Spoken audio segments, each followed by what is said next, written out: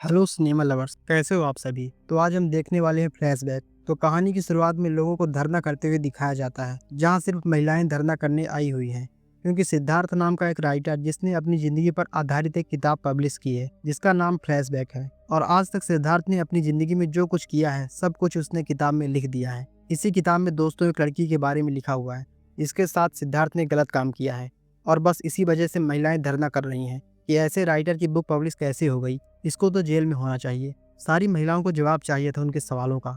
तो सिद्धार्थ सभी को जवाब देने के लिए कॉन्फ्रेंस रखता है, ताकि जो भी उससे सवाल करना चाहता है वह कॉन्फ्रेंस में आकर उससे सवाल कर सकता है। सिद्धार्थ पहले से भी काफी ज्यादा फेमस है, इसलिए यह मुद्दा हेडलाइन बन जाता है। तो कई सारे मीडिया वाले सिद्धार्थ से सवाल करने आ जाते हैं। सारी चीजें रिकॉर्ड की जाएंगी, पर सिद्धार्थ को इससे कोई फर्क नहीं पड़ता।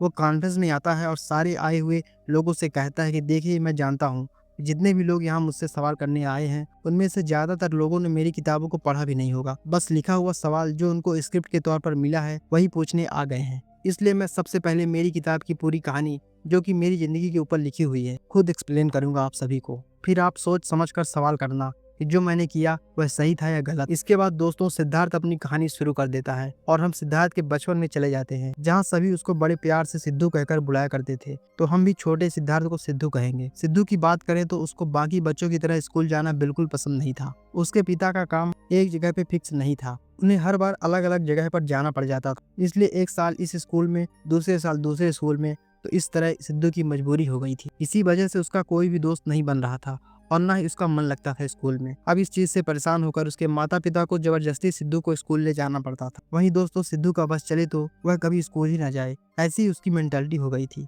आज भी सिद्धू का पहला दिन होता है नए स्कूल में, तो उसके माता पिता जबरदस्ती उसको स्कूल ले जाते हैं। सिद्धू जैसे तैसे क्लास में चला जाता है, लेकिन अभी तक क्लास टीचर नहीं आई होती है। वो टीचर अभी अपनी साइकिल पर सवार होकर स्कूल के गेट के अंदर से आ रही होती है, और टीचर का नाम मिस एंजल होता है, जो बहुत ही अच्छी टीचर है और बच्चों को दिल लगाकर पढ़ाती है। तो एंजल जब साइकिल से स्कूल के अंदर आती है ना, तो हम दूर खड़े किशोर नाम के लड़के को देखते हैं।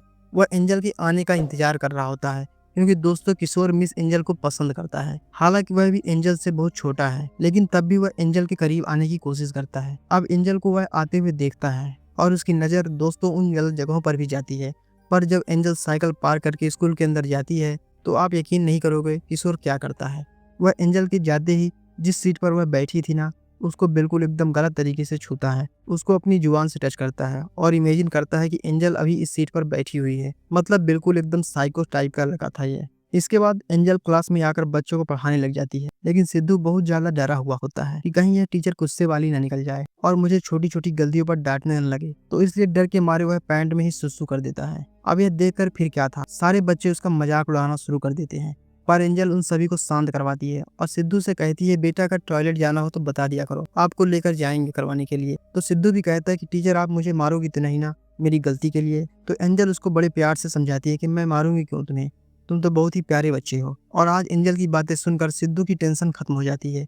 उसे ऐसा लगता है कि उसको अपना कोई मिल गया है जो उसे बहुत प्यार कर रहा है, और इससे वह बड़ा खुश भी हो जाता है कि चलो मेरे को इतनी अच्छी टीचर मिली। तो इसलिए सिद्धू के स्कूल ना जाने का जो उसका नाटक था वह बंद कर देता है। उल्टा अब उसका मन ज्यादा करता है स्कूल जाने का, ताकि वह सारा का सारा दिन एंजल टीचर के साथ रहे। वो उसे पढ़ाती भी है, प्यार भी करती है, और इस चीज से सिद्धू के माता पिता भी खुश होते हैं कि चलो हमारा बच्चा अच्छे से स्कूल जाने लग गया है, कोई दिक्कत नहीं है। अगले दिन जब दोबारा एंजल दोस्तों साइकिल से स्कूल आती है, तो किशोर वहीं पर खड़ा होता है और एंजल की क्लास में जाते ही वो साइकिल के साथ वही करता है जो उसने कल किया था।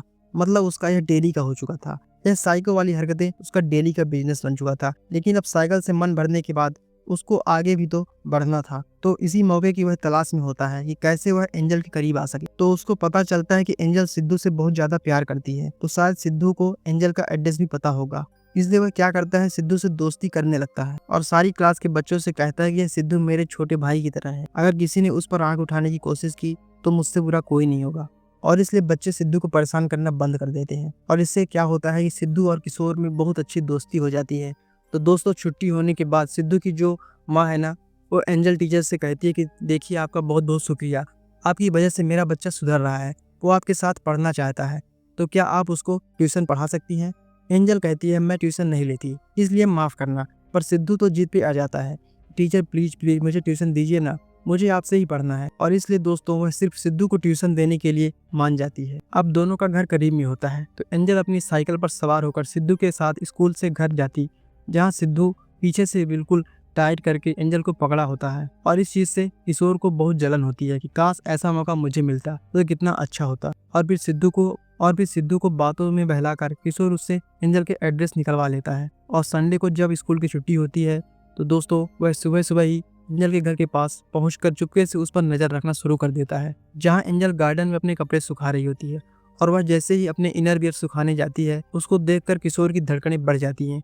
अब उसको किसी भी हालत में उसके इनर वियर चाहिए थे, कैसे भी करके। इसलिए वह सिद्धू से कहता है कि देख, मुझे मेरी साइकिल साफ करने के लिए वो छोटा सा कपड़ा चाहिए। एंजल के गार्डन में जो छोटे से कपड़े सूख रहे हैं ना, उसको लेके आना, उनसे अच्छा साफ होता है। इसके बदले में मैं तुझे चॉकलेट दूंगा।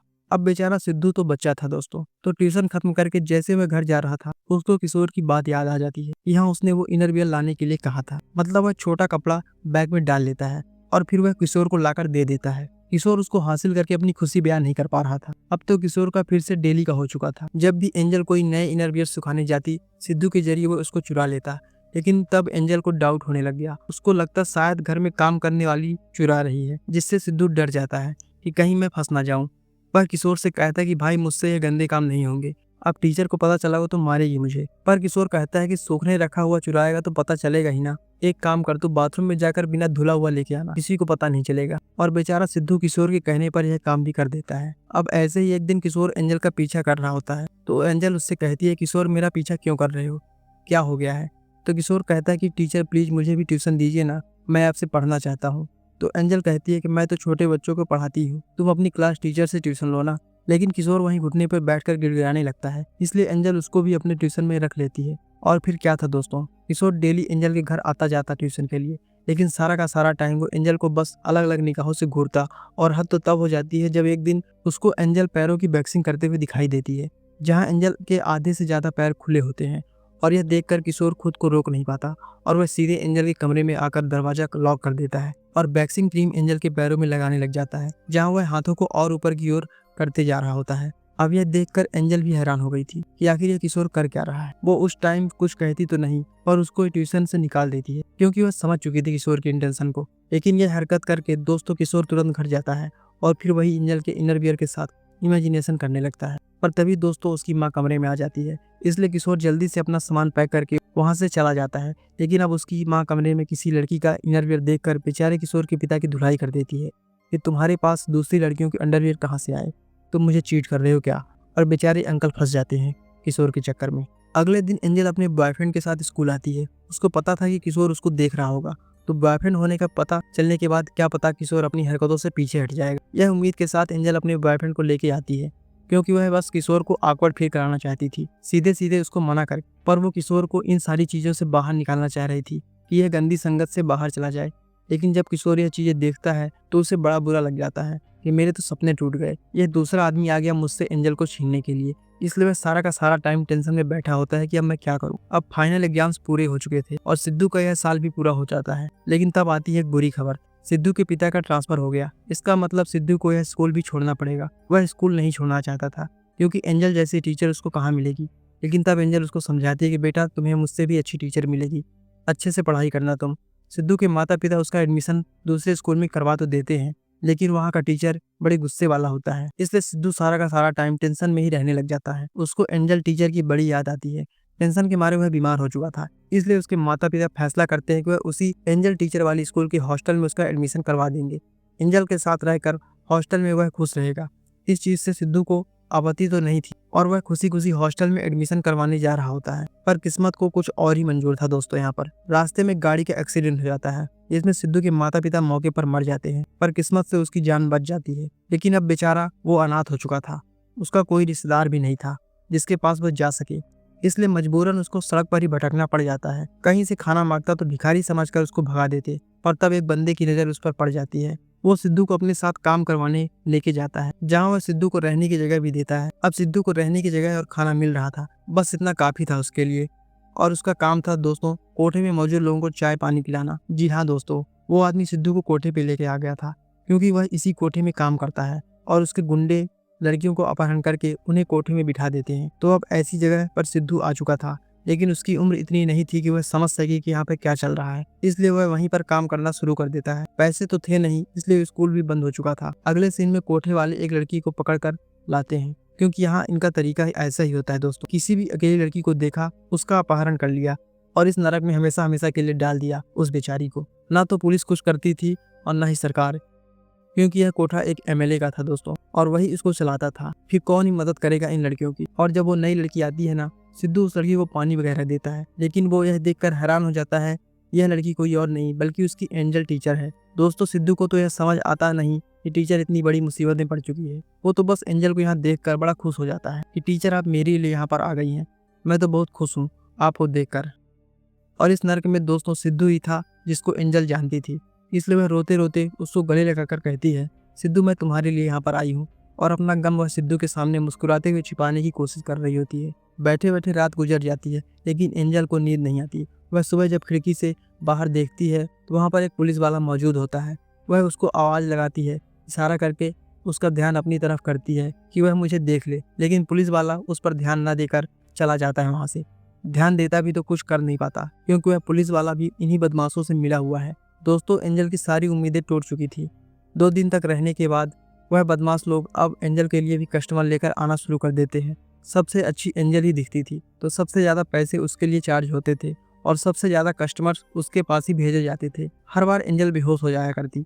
वह हाथों की नस काट कर आत्महत्या करने की कोशिश करती, लेकिन उसको ऐसा करने नहीं दिया जाता। कोठे में निम्मी नाम की एक प्रोस्टिट्यूट होती है, जिसे भी एंजल की तरह यहाँ पर लाया गया था कभी, लेकिन कई साल होने की वजह से उसको अब आदत हो चुकी है। उसने कोठे को ही अपनी जिंदगी मान लिया है और वो एंजल को समझाती है कि यही अब जिंदगी है, इसलिए जितनी जल्दी आदत डाल लोगी उतना अच्छा होगा। और जब भी एंजल की हालत खराब होती, सिद्धू उससे बात करने आ जाता। वह उसे अपना सारा किस्सा सुनाता है कि कैसे वह हॉस्टल के लिए जा रहा था, लेकिन एक्सीडेंट हो गया माँ बाप का और मजबूरन मुझे यहाँ पर रहना पड़ रहा है। और एंजल भी यह जानकर बड़ी उदास होती है। वह बेचारी खुद तो टूटी हुई थी, लेकिन सिद्धू को सहारा देती है कि सब ठीक हो जाएगा।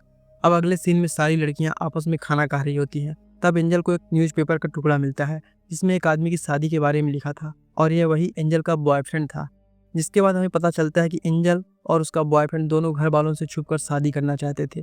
वो बॉयफ्रेंड काफ़ी अमीर घराने से ताल्लुक़ रखता था, पर उसके घर वाले यह नहीं चाहते थे कि उसकी शादी एंजल से हो। और जैसे ही वह दोनों भागकर शादी करने वाले थे, उस बॉयफ्रेंड के परिवार वालों ने उनके पीछे गुंडे लगा दिए, और ये खबर मिलते ही वह बॉयफ्रेंड एंजल को वहीं छोड़कर अकेला भाग गया। और गुंडे बेचारी एंजल को उठाकर कोठे वालों के हवाले कर देते हैं। जो सारी चीजें बॉयफ्रेंड दोस्तों बिल्कुल अनदेखा कर देता है, और अब उसकी बताओ दूसरी लड़की से शादी हो रही है। और यह खबर पढ़कर एंजल को बड़ा बुरा लग जाता है कि आखिर उसने बताओ ऐसे इंसान पर भरोसा किया। अब दोस्तों होता यह है कि हर महीने एक दिन गुंडों की निगरानी में सारी लड़कियों को बाहर ले जाया जाता है। वहाँ लड़कियाँ कपड़े मेकअप वगैरह का सामान खरीदती हैं, लेकिन सारे गुंडे उन पर नजर रखते हैं कि कोई गलत काम ना कर दे, मतलब भाग ना जाए। तभी एंजल के मन में ख्याल आता है कि क्यों ना मैं यहाँ से भागने की कोशिश करूँ, लेकिन वह बेचारी ये कर पाती इससे पहले दूसरी लड़की भागने की कोशिश करती है, लेकिन गुंडे उसको पकड़ लेते हैं और कोठे में लाकर बहुत ज़्यादा मारते हैं। उसकी हालत बहुत बुरी हो जाती है। तब वह गुंडे कहते हैं कि आइंदा किसी ने भागने की कोशिश की तो सीधे दफन कर देंगे। और इस चीज़ से एंजल समझ चुकी थी कि बस अब लगता है यहीं पे मौत आएगी मुझे। और इस चीज़ से एंजल समझ जाती है कि कोई भी लड़की यहाँ से अपनी मर्जी से नहीं आई, सभी को यहाँ से बाहर निकलना है। इसलिए वह फैसला करती है कि अगर वह यहाँ से बाहर जाएगी तो सभी लड़कियों को साथ लेकर जाएगी, अकेले नहीं जाएगी। और दोस्तों अगले सीन में एमएलए खुद आता है एंजल के साथ वही गलत हरकत करने। वो सिद्धू से कहता है कि मेडिकल में जाकर बैलून लेके आ, लेकिन जैसे ही सिद्धू मेडिकल जा रहा होता है, वहीं पर उसकी एक दोस्त उसको मिल जाती है, जिसके पिता की दुकान से सिद्धू चाय लिया करता था। वह बच्ची सिद्धू से कहती है बलून मेडिकल पे नहीं मिलता, गिफ्ट की दुकान पे जा, वहाँ मिलेगा। तो सिद्धू गिफ्ट की दुकान वाला बलून एमएलए को दे देता है और कहता है कि जो कलर चाहिए आप ले लो, रंग बिरंगे लाया हूँ आपके लिए। एमएलए का तो दिमाग खराब हो जाता है कि गधे के बच्चे मेडिकल वाला बलून लाने के लिए कहा था, वह लेकर आ। तो सिद्धू अब की बार मेडिकल से बलून लेके आ जाता है, पर वह अपनी दोस्त पे गुस्सा करता है कि उसकी वजह से मैंने डांट खा ली। तब उसकी दोस्त भी कहती है कि अरे मुझे क्या पता, मुझे तो जैसा पता था मैंने बता दिया। तो सिद्धू कहता है कि उदास मत हो, देखो मैं मेडिकल वाला बलून लाया हूँ, चलो इससे खेलते हैं। इसलिए वो दोनों बच्चे उस बलून को भुलाकर उसके साथ खेलने लगते हैं। और खिड़की से जब एंजल ये चीज़ देखती है तो सिद्धू की मासूमियत पर उसको बड़ी हंसी भी आ जाती है, पर तब उसकी मुस्कान छीनते हुए एमएलए उसको कमरे में लेकर जाता है। अगले सीन में सिद्धू एंजल से कहता है कि टीचर आपको पता है आज मैंने एक फिल्म देखी है, इसमें हीरो गुंडों को मारकर सभी को बचा लेता है। आप देखना एक दिन मैं भी गुंडों को मारकर सभी को बचा लूंगा। एंजल कहती है कि बिल्कुल तुम ऐसा करोगे, मुझे तुम पर भरोसा है क्योंकि तुम मेरे सुपर हीरो हो। जिस चीज से सिद्धू बड़ा खुश हो जाता है और देखते देखते दिन हफ्तों में, हफ्ते महीनों में और महीने साल में बदल जाते हैं। सिद्धू थोड़ा बड़ा हो चुका था, वह समझ सकता था कि यहाँ पे क्या हो रहा है, इसलिए वह सभी को यकीन दिलाता है कि वह दिन जल्दी आएगा जब आप सभी इस कैद से आजाद हो जाओगी। और सिद्धू को कहानियां लिखने का बड़ा शौक था, इसलिए एंजल उसको कैसे कहानी लिखते हैं, किस तरह से उसमें फीलिंग्स डाली जाती है, यह सब सिखाती है। अब अगले सीन में सारी लड़कियों को बाजार ले जाया जाता है, गुंडे भी उन पर नजर रखते हैं। तब सिद्धू उन गुंडों से छुपकर एंजल के लिए आइसक्रीम लेके आ जाता है, क्योंकि वैसे लड़कियों को कुछ भी ठंडा खाना अलाउड नहीं था। अगर बाई चांस सर्दी बुखार हो गया तो कस्टमर नहीं आएंगे, इसलिए सिद्धू आइसक्रीम एंजल को बड़े छुपा छुपा कर देता है। उसको भी बड़ा अच्छा लगता है। तो सिद्धू कहता है कि टीचर मैं एक और आइसक्रीम लेकर आता हूँ, कोई नहीं देखेगा, आप आराम से खा लो। एंजल के मना करने पर भी वह चला जाता है, लेकिन तभी सामने से आ रही गाड़ी उसको टक्कर मारने वाली होती है, पर बीच में एंजल आकर सिद्धू को बचा लेती है। पर अफसोस दोस्तों, उसका एक्सीडेंट हो जाता है। तुरंत सभी एंजल को हॉस्पिटल लेके जाते हैं। डॉक्टर कहता है कि सर पे चोट लगी है, जल्दी ऑपरेशन करना होगा वरना दिमाग जल्दी सुन्न हो जाएगा, 3 लाख लगेंगे ऑपरेशन में। तो वह गुंडे फिर एमएलए से कहते हैं कि एंजल का एक्सीडेंट हो गया है, ऑपरेशन के लिए पैसे चाहिए। जिस पे यह घटिया एमएलए कहता है कि आंखें ही तो जाएंगी ना, उसकी आंखों के लिए कस्टमर नहीं आते, कस्टमर तो उसके लिए आते हैं, रहने दो, वैसे ही लेके आ जाओ कोठे पे वापस उसको। इसलिए एंजल को वैसे ही कोठे पे ले जाया जाता है। डॉक्टर का तो कहना होता है कि अगर किस्मत में हुआ तो फ्यूचर में आंखों की रोशनी आ सकती है, लेकिन कोई गारंटी नहीं है। और यहाँ सिद्धू सारा जिम्मेदारी खुद के ऊपर ले लेता है कि मेरी वजह से ऐसा हुआ है। पर एंजल कहती है तुम्हारी कोई गलती नहीं है, उल्टा मैं तो खुश हूँ कि अब उन दरिंदों की शक्ल नहीं देखनी पड़ेगी, इसलिए तुम फिक्र मत करो, बस कोशिश करते रहो कि सबको यहाँ से बाहर निकालना है। वहीं दोस्तों प्रेजेंट में जैसे जैसे सिद्धार्थ वह कहानी मीडिया वालों को बता रहा होता है, उसकी आंखें नम हो जाती हैं।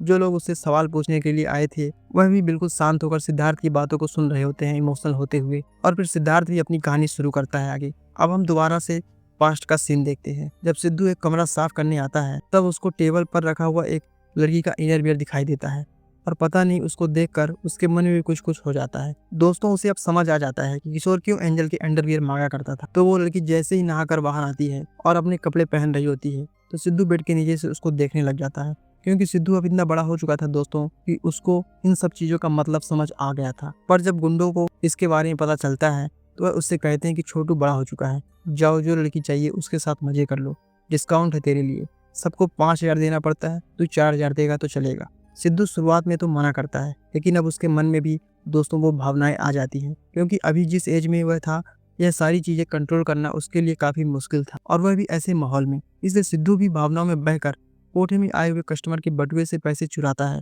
और सिद्धू के पैसे पूरे होते हैं तो वह गुंडे उसको एक लड़की के कमरे में भेज देते हैं, यह कहते हुए कि छोटू शर्मा मत, मौज कर। लेकिन जैसे ही दोस्तों सिद्धू कमरे में जाता है ना, यहाँ एंजल होती है उसकी टीचर। सिद्धू यहाँ से बाहर जाने की कोशिश करता है क्योंकि वह एंजल के साथ यह काम नहीं कर सकता था, लेकिन अब अगर वह दूसरी लड़की के पास जाएगा तो वह गुंडे दोबारा से पैसे मांगेंगे। और सिद्धू के ऊपर दोस्तों हवस भारी हो चुकी थी। वह सोचता है कि एंजल को दिखाई तो देता नहीं, उसको लगेगा कि कोई कस्टमर है, इसलिए वह अपनी ही टीचर के साथ वह सारे काम करता है। यह बहुत ही इमोशनल सीन है। यह करते करते ना एंजल की आंखों में आंसू आ जाते हैं, और जब काम होने के बाद सिद्धू जा रहा होता है ना, उसका हाथ टेबल पर लग जाता है। आवाज सुनकर एंजल के मुंह से निकल जाता है, सिद्धू संभल कर वरना चोट लग जाएगी। और यह सुनकर सिद्धू के पैर तले जमीन खिसक जाती है कि टीचर ने पहचान लिया कि मैं सिद्धू हूँ। और इसी वजह से एंजल रो रही थी उस समय, क्योंकि उसने सोचा था कि सिद्धू उसको बचाएगा, लेकिन वैसा कुछ हुआ नहीं। उल्टा वह वही चीज करने लग गया जो और लोग करते हैं, और वह सिद्धू को बुरा फील नहीं करवाना चाहती थी।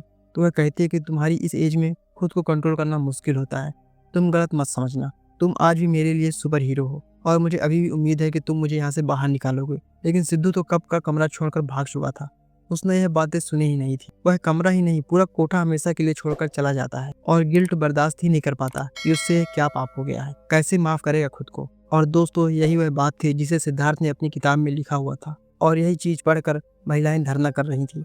लेकिन अब जब उन्होंने सिद्धार्थ की हिम्मत को देखा कि ऐसे राज को कभी सामने नहीं लाए जाते, सिद्धार्थ ने हिम्मत करके सभी को बता दिया।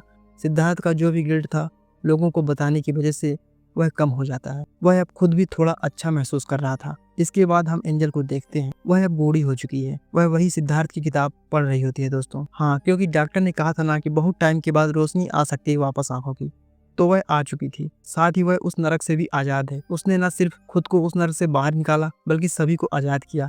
जिसके बाद हम दोबारा से पास्ट का सीन देखते हैं दोस्तों। जब एमएलए एंजल के साथ गलत हरकतें करने के लिए आता है, लेकिन इस बार वह हिम्मत करके तकिए से उसका मुंह दबा देती है, जिससे वह वहीं पर मर जाता है।